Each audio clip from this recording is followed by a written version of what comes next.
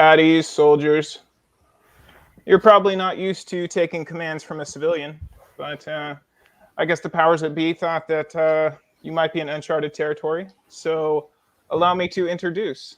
This is 1111, a Veterans Day stream, and I'm with two gentlemen who have served. The first would be a good friend of mine, TG. That's his informal name. They gone. TG, tell them a little bit about yourself and your service. My name is Justin. Yeah, you can also call me Vagon. I'm a 4-year active service member. I was a cook in the First Group Special Forces up at Fort Lewis, Washington. Did my 4 years, got out, finished my degree, and then did another 3 years in Med Command for Oregon National Guard. It was a joyous time. And so that's my experience. Deployed to Afghanistan, 2004 to 2005, yeah, and that was the time. So. Thank you for joining us, and I appreciate that tie. Looking pretty snazzy. Next person is also in the Army. Please give us some context, Dustin. Yeah, in the Army for 6 years. I did 3 separate tours. I was like 95, 98, and then I got out for a little bit, went back in 2001, right before the 2001 thing happened, and got out in 2003. I was a diesel mechanic and wrecker operator. After I got out, I ended up doing 2 tours in Iraq as a civilian contractor, doing the same work. That's about it. Good enough. That is the important qualifier, since this is Veterans Day, and I'm here to recognize you gentlemen. But probably the most important qualifier I can give is both of these gentlemen have supported me in my early career generously and often offered counsel along the way. So I salute you on that level too. But that's not what brought us together, guys. A little thing called the G.I. Joe community. Of course, yes, I can see you rolling your eyes out there. But what's worth mentioning is that G.I. Joe seems to have produced some of the smartest people in our world. So starting with you, Vagon, you were a fan as a kid, obviously. Yeah. But how did you find your way back in? I just checking out other sites. What was it? There was that show called Action Force Therapy. You remember that show? Yeah. It was on YouTube. It did all these little funny little skits and stuff. I started watching that, and then I got hooked up with Hooded Cobra Commander and started watching his stuff, and then it just kind of branched out for there. Then G.I. Joe Berg landed on Hooded Cobra Commander for a little while, and then bam, it just branches out. That's how I met my boy Dustin here too. It's just by G.I. Joe Berg. He put on some shows and stuff, and following him after that. It just explodes. I got you. And if you're in the comments and you have love for some vets, drop them so we can salute them. Dustin, how about you? Fan as a kid? How'd you find your way back? It was one of those things that never kind of really went away for me. I remember off and on, I've never really lost my interest in toys. But the comic books, I read a lot growing up. I never read the full run, so I went back and tried to track down everything there. And I think once the 25th anniversary stuff started coming out was when I really started getting in deep again. And I don't know, just eventually, found some stuff on YouTube, just casually looking around, and that's where I found all these other communities and stuff. So it's been enjoyable. Well, you're in deep now, my friend. One more thing I would add about the G.I. Joe fandom, because it never ceases to amaze, is it's interesting that there's a network of creators that wraps around our world. Does your fandom have that? How obtuse of me. Does your mainstream media network have that? Just moving along through the figures, everybody has a favorite. The thing about G.I. Joe is they're just normal people. So everybody attaches something to a different sculpt. Vagon, your avatar is a figure called Crazy Legs. Why?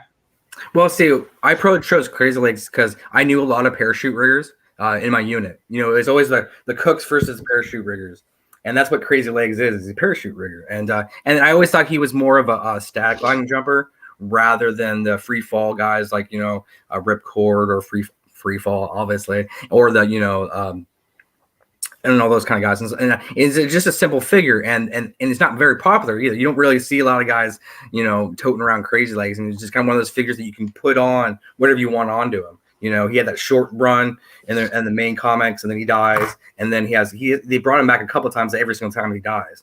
So you can make whatever you want out of him. Mm-hmm. Well, before we move on, are you saying that you're a tactile person that enjoys that ribbed chest sculpt, or is it the red or even Night Force? What appeals to you? Well, obviously the Night Force is the better color combination.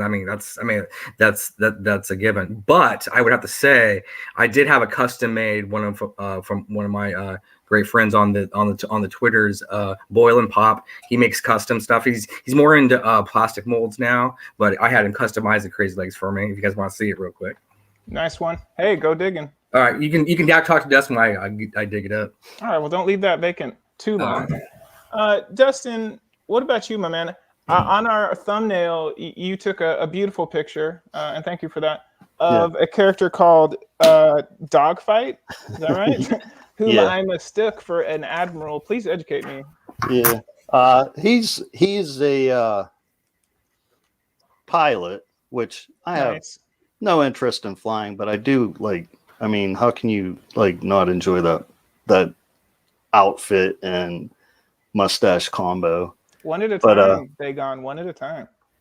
Well, is it the swagger implied or just the oddball? Yeah. Well, he's just I've been trying to give a lot of the lesser characters a little bit of love. Basically, all it is. I can attest to that. Thank you. To the military, shall we? You gentlemen are both vets. Oftentimes these conversations go to more introspective places, but let's keep it light or at least informative. Folks will come up and say thank you for your service.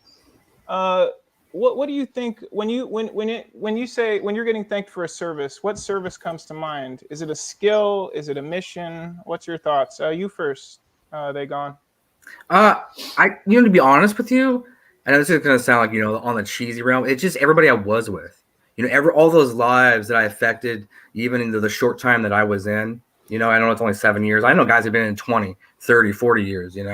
Because of the job I do. But it's all those people I served with, and knowing that to the left and to the right of me, I knew the type of people I was with. I could go to war with. I knew they'd be there for me. They take a bullet for me. I take a bullet for them. When it was go time, it's go time. That's probably more a sense because of the type of unit I was in. Even though I was just a support Poe guy, we knew that the team guys well enough that they took us under the wing and they taught us things. So, well, nobody's going to war on an empty stomach. That's true. Submarines are usually the best meals for obvious reasons. But you guys in the Army, what was the best meal you made? What was it? What was a crowd pleaser? I don't think it was. I wouldn't say it was a crowd pleaser, but I think it was the most inventive.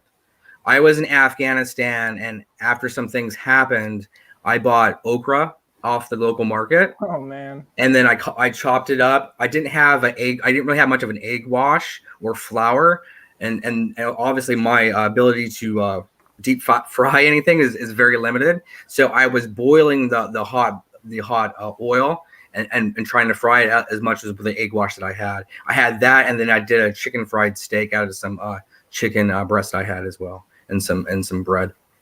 Reality. It wasn't the best meal, but it was just like try to do that on a barbecue grill, essentially. Barbecue name dropper.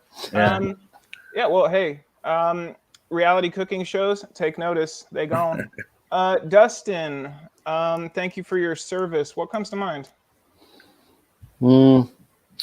It's to me. It it's like military service is a little overly romanticized these days, I feel like, and I kind of feel like that's a reactionary thing to Vietnam remorse, but it's nice to feel appreciated.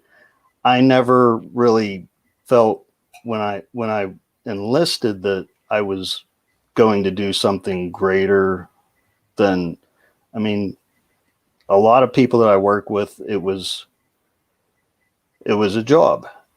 But that's the thing, is that you get to meet some of the greatest people that you'll ever know in your life through the military. And a lot of those people I've kept in touch with some. It's hard to keep track of a lot, people these days, even with the amount of resources we have to reach out and get in touch. But you still have those memories of those people, and it stays with you forever.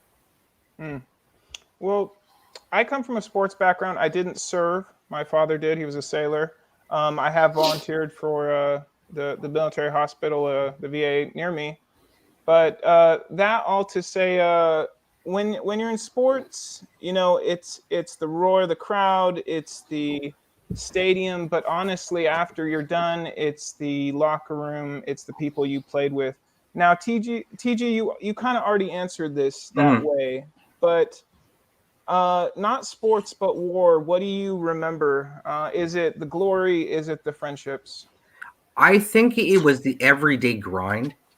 To be honest with you, the everyday grind of being there, and then the people that you were with, you knew that they were in the same suck you were. Does that make sense? You're in the same horrible situation. So it was like, and there's an understanding. There's an understanding with the folks that I was with, that we were all there, and this is where we're at, and this is what every day will be like. And that's something you don't get. You don't get that in the walk a day world. I don't think so. I don't know if you feel that way, Dustin, or not, but I don't feel I get that in the walk a day world that I did back then. No, it's rare. Yeah. And that's one of the things, like I was saying, it's just it's a rare place to be able to meet people from all over the world. Like, it's not just Americans that I served alongside. Yeah. I had people with green cards that were enlisted soldiers. I had, like, from Ireland, from the Samoan Islands, and one of my best friends, Sergeant Tamisi, was Samoan, and I was there when he got his citizenship, which was pretty cool to see. Nice. Right on. Post-career, you are veterans. Just for my own curiosity, what do you do to find peace? Is it a walk in the afternoon? Is it how do you find it? What's your thoughts, TG?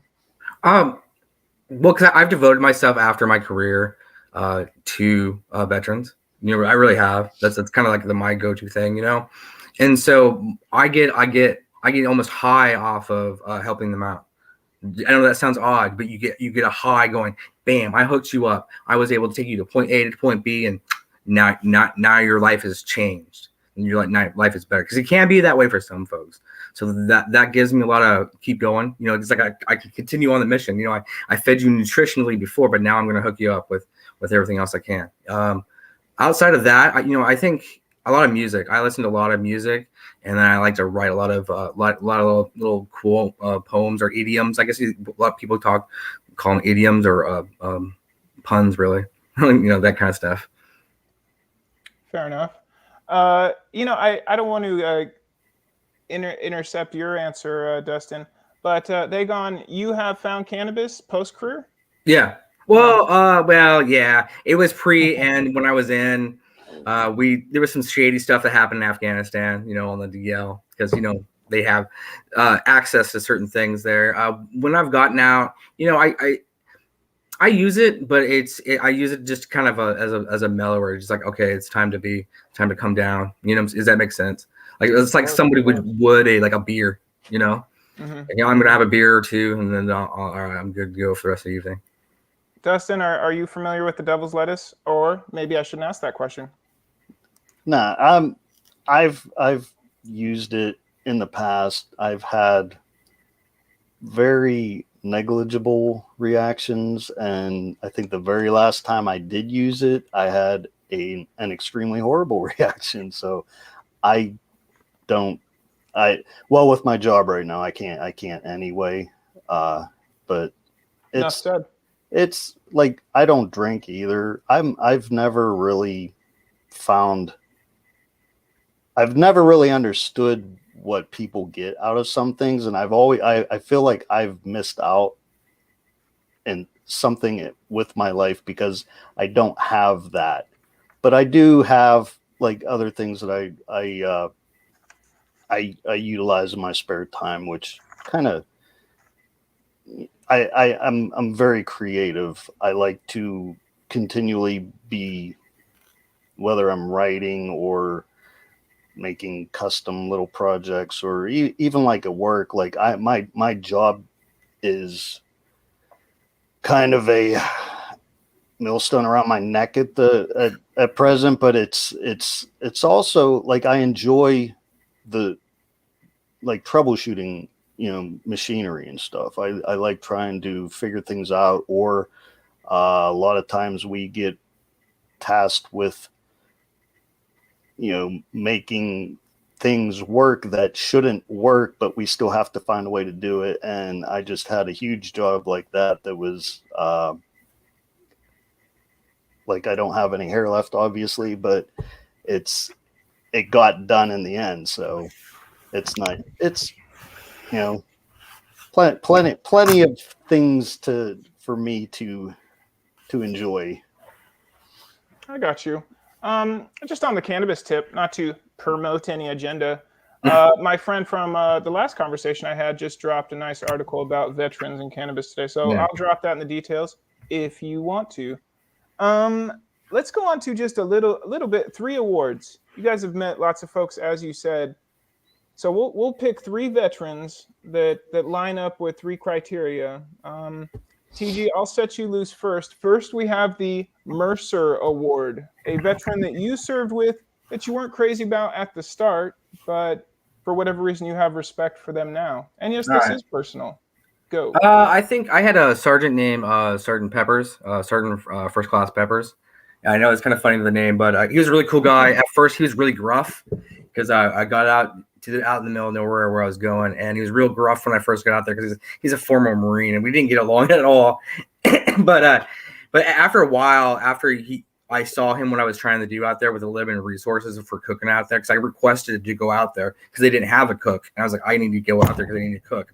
And after a while, he got used to me, and then he warmed up to me, and he taught me a lot of things, and that was very cool. He kind of started off that rookie guy from first group that we don't know who he is, and then hey, I'm hooking you up with some food. So. Well, if these words find him, cheers, Sergeant Peppers. Yeah. Of course, the cook would pick that name. Dustin, your thoughts? I had a Master Sergeant when I was stationed in Germany, Master Sergeant Webster. We were still doing Kosovo rotations at the time. So when I first got to my unit there, she was away. And then all of a sudden they returned and she showed up. She's barely over 5 foot tall, but she struck fear into every soldier that did not stand on the right side of her. And, but for some reason, like I just tried to stay clear of her as much as possible because she just looked like she was continually looking to like rip someone's ass. Yeah, she would eat you. She would eat you. She pulled me aside one day. She was smoking an NCO in my unit. He was like, she had him running back and forth, doing push-ups, and she pulled me aside because I was walking by. And she started talking to me. And while she's smoking this NCO, she's like trying to get to know me. and what makes me tick. And for some reason, she was trying to push me to become an officer, and I just really had no interest in that. And I really respected her later, just because of who, what, just to get in that position as a female in the Army, to become a jump master, and to still be, like all of that. She saw something in me that I still don't think I've ever been able to see, but I always think of her whenever I think of somebody, you see a lot of military films and stuff with these exceptional people in them, and she'd be like perfect, candidate for something like that. Yeah, that's solid. That's solid. The Mercer Award. Got it. Next award, gentlemen, is the Spirit Iron Knife Award. Now, this would be a veteran that you served with that maybe dropped some knowledge on you. Could be a heat of battle. Could be a quiet time. TG? I think Staff Sergeant Alexander, Leroy, we call him Leroy. He was another. Once again, these are all from ODA 731. These are guys I served with in Afghanistan.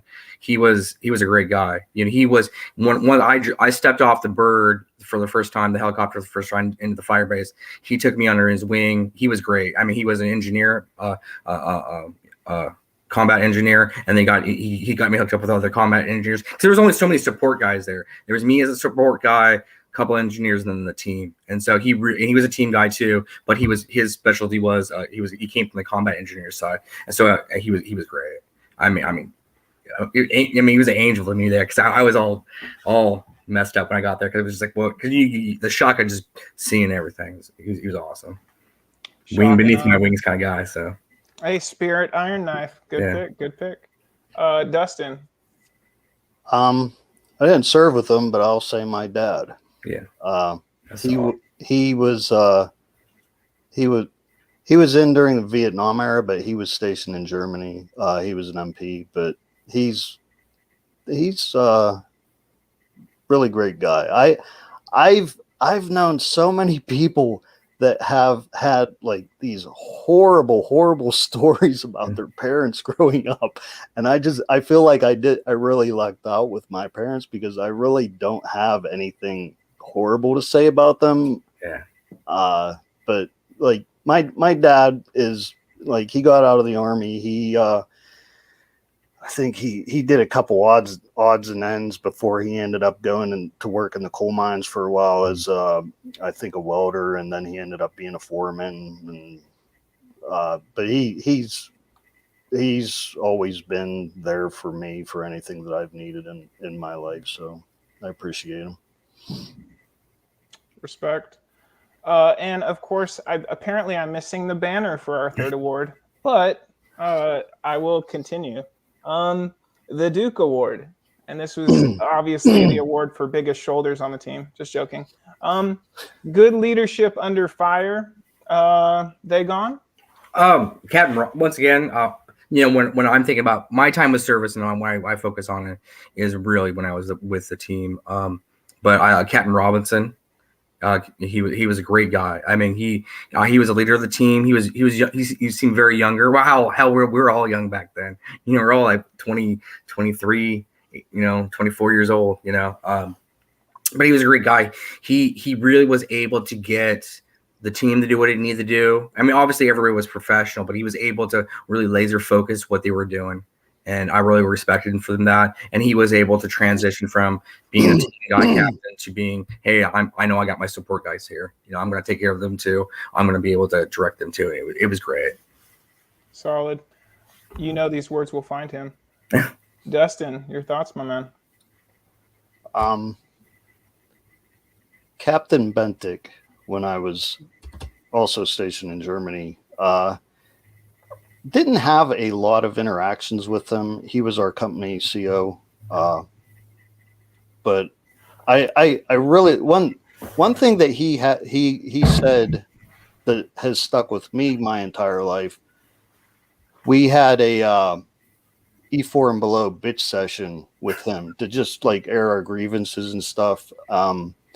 His only stipulation was if you were going to make a complaint to him, you had to have a solution to the complaint. May not be the most practical solution, but just don't be throwing problems out, complaining without trying to come up with some sort of solution to rectify it. And I think that's a pretty great way to go through life and deal with any problems you might come across. Mm-hmm. I appreciate that wisdom. I thank you guys for opening up. I really only plan to go for 20 some odd minutes because you guys are noobs, but damn, setting the place on fire. I'll go all night. 24-hour stream. Put it up on Twitch. Get those likes coming in. Yeah, a second career awaits, maybe. But it is time for evac, so let's do a little bit of scuttlebutt on the way out. You have bumped into some important people, and maybe those people dropped some words, maybe a handshake, maybe even a look. Most important person you ran into, and what did you take from that interaction? TG. I will go with Donald Rumsfeld. I met Donald Rumsfeld when I was in Afghanistan, and actually have a picture of him where he was giving the speech, and you can see me, a blurry me in the very first of the line because I'm a short guy. I'm only 5'5", so and so you can see me in front. And he was, I don't remember exactly what his words were, but they were confident. And I know people gave him all this heck, but he seemed like he was the fall guy for all that. And I just remember how frail he was, though. He's a really small man. He was smaller than I am, and his body was real frail. And you shook his hand, and you could tell age was catching up with him. But it was an interesting experience. I met Cheney too, but he was just frail. I didn't. Yeah. But Rumsfeld was I could tell he seemed sincere. It seems people that carry secrets, they tend to age really quickly. Yeah. Dustin, your thoughts, my man? I don't think I've ever really had anybody comparable to that, but I did meet my my daughter's mother in the military, so it's a pretty important voice. There you go. Nice. We're unfortunately we're not together anymore, and I've had another wife since then that I'm not with anymore either. But I did send her a Veterans Day salute today, so. Good. And my daughter, Good. Who is also in the military now. That's right. Yeah, that's right. Well, we will echo that sentiment. Thank you, guys. Last one. Let's go back to the beginning. I hope you guys both got this question in the emails, but your file card, it's got a quote at the end. TG, let me put you on the spot first. What quote is that? Oh shoot! I forgot what I came up with. I wrote it to you on the message. What did I say? If you want to wait a second, you can go to Dustin. I can bring it up real quick. Dustin, are you feeling like you're on the spot? No. What do you got? I had one of my fellow soldiers tell me one time that he was talking to an NCO about me, and he said the one word that could describe me is static, which I suppose is applicable because I am normally where I should be, doing what I should be doing. And I mean, I can't put that into like Larry Hama prose, but I think it's good. Well, to paraphrase Larry Hama, we don't do choreography here. So TG, now you are on the spot. What you got? I got it. So I'll give you two. My nickname in the military was Little Burro because I was very stubborn and very rule oriented, but I was a hard worker. But I would get the job done. Little Burro. My little hooves. That's what they would say. Little hooves. But my quote would be, to him that is battle born, I shall lend the message. That's kind of a personal motto of mine. I want to always inform people. I always want to not make a decision for them, but make sure that if I know something they might not know, I'm going to tell them, to be the messenger. That's how I even saw being a cook. Because with my meals, I gave my ear as they were coming through the line, or if I got them some chow, I would hear them and I would listen to them. And I'm lending them nutrients to feed them, one meat, one starch, one vegetable every day. But I guess that's kind of how it is. I gave them that message that to someone, here, I provide this for you, sort of thing. Speaking of static, Dustin, end us with just a general good vibes to some vets out there today. Maybe they catch this. Any final words? Yeah, I don't know. I know a lot of times it can be a hard transition leaving the service. There's always it's hard for me to think that at any point in this modern era you can't get a hold of someone to talk to, like just reach out to somebody. I mean, there's plenty of resources, which I know you're going to point out at the end.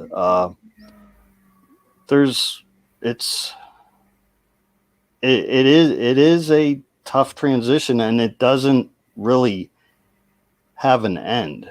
I feel like I've been out of the Army since 2003, and there's still times when it's very hard to be a civilian, but yeah, it's just I feel like there needs to be just reinforce some type of hope. Well, we got you, brother. That's why you're here. TG, I have a little card on the screen. Yeah. Drop that information and yeah. So these are some pretty two good sites. As you can tell, they're government sites, so you're not going to be tricked by anything. And I believe me, I never sell you anything. That's what I'm not about. I'm not about selling. I'll let you know, but I won't sell you. But anyhow, the va.gov, obviously that's the main hub for everything. That's got your medical, that's got your finance, that's got your education. You go there, you get the information. And it even has links to your local VSO office. It's just Veteran Service Officers. Those folks will help you with all the paperwork that you need if you're wanting to file a claim or anything else you're trying to do. So just get hooked up with the va.gov. Just take a look at it. If you have questions, call them. The other one was VetTix. This is a very good nonprofit organization. They do sporting events and different concerts and stuff. They buy extra tickets up, and then if you log in with the ID.me account with your D214 and stuff like that, you can get tickets to shows and stuff. And that's a good thing for vets. Get out there. Don't get stuck in your little world in your own little house and someone has to drag you out of there. Get out there, get out in the public, be with your family, really try to experience things. And I like to echo what Dustin says, if you have a broken arm, you're going to fix it, right? You're going to go to a doctor and fix it. But if your brain pan is leaking, you got to go get that son of a gun checked out too. Because we need you here. You're not alone. We've all gone through the suck together. It might have been the best of times, but we were the best to do it. And that includes you. Damn, I think that's a good pod right there. What, 33 minutes? What are you gonna do, guys? Thank you. And if you're out there and it seems cliche, well, it isn't. Thank you. And I'll catch you guys in the near future. Does that sound about right? Oh yeah. Yep. All right. Thank you, guys.